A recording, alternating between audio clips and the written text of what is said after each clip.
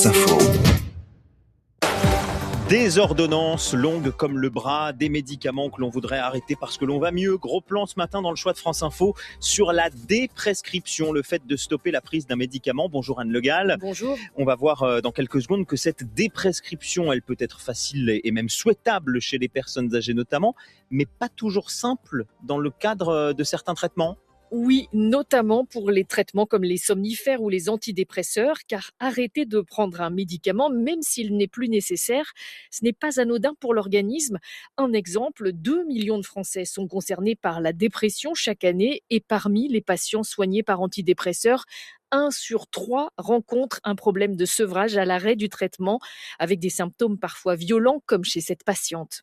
Pour moi, les symptômes de manque, ça a commencé avec la raideur au niveau du pied, de la main qui se recroquevillait, une douleur au ventre comme une énorme boule d'angoisse et surtout des frissons. Et c'est rajouté à ça beaucoup de perte d'équilibre, la tête qui tourne. Environ, je peux vous dire, une 50aine de fois par jour, dès que je me mettais debout, je risquais de tomber. En accord avec son médecin, cette patiente a donc repris son traitement à dose complète pour qu'il soit arrêté par la suite plus progressivement. Ces réactions de sevrage s'expliquent par le fait qu'au démarrage ou à la fin d'un traitement, les adaptations du cerveau prennent du temps, explique le docteur Maëva Musso, psychiatre aux hôpitaux de Paris-Est Val-de-Marne. Elle va bientôt tester justement à titre expérimental une nouvelle méthode plus progressive de sevrage des antidépresseurs. On sait depuis, on va dire, fin des années 70 que ce syndrome de sevrage-là, il existe, mais les doses qu'on peut trouver en pharmacie qui sont commercialisées par les laboratoires ne sont pas des doses suffisamment petites pour permettre cette décroissance où il faut que les paliers soient encore plus petits. Et le corollaire de ça, c'est de démontrer que les rechutes sont pas forcément des rechutes, mais en grande partie des syndromes de sevrage mal accompagnés. Et pour cet essai, les premiers volontaires seront recrutés début 2027. Et donc, la déprescription, Anne, c'est aussi parfois diminuer le nombre de médicaments que l'on prend chaque jour. C'est valable notamment chez les plus âgés. Oui, chaque année en France, les interactions médicamenteuses sont à l'origine de plus de 200 000 hospitalisations. C'est un enjeu de santé publique et les autorités sanitaires communiquent d'ailleurs régulièrement sur le bon usage du médicament chez les personnes âgées. Même le LEM, qui représente l'industrie pharmaceutique, a lancé il y a quelques mois une campagne d'information sur le sujet. Ça, c'est au réveil. Ça avant le petit-déj, ça après, ça avant le déjeuner, ça pendant. Réduisons le volume. Au-delà de 5 médicaments par jour, demandez à votre médecin ou à votre pharmacien si vous pouvez en prendre moins. Car rappelons que la moitié des Français de 65 ans et plus prennent plus de 5 médicaments par jour.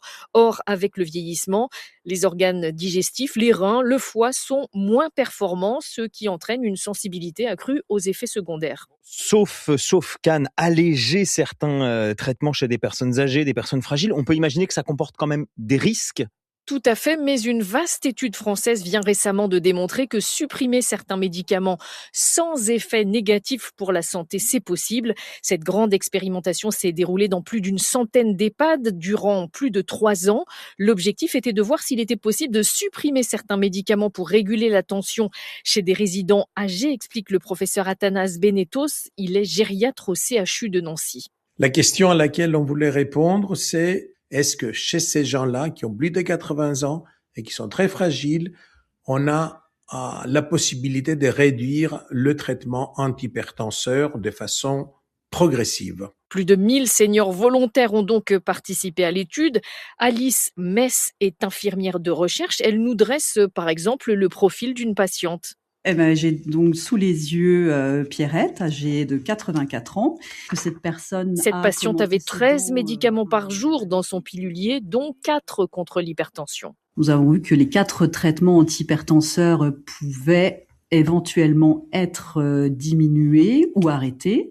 Et après, il y a les visites médicales avec des évaluations gériatriques, des tests sur la mémoire, des tests sur la marche.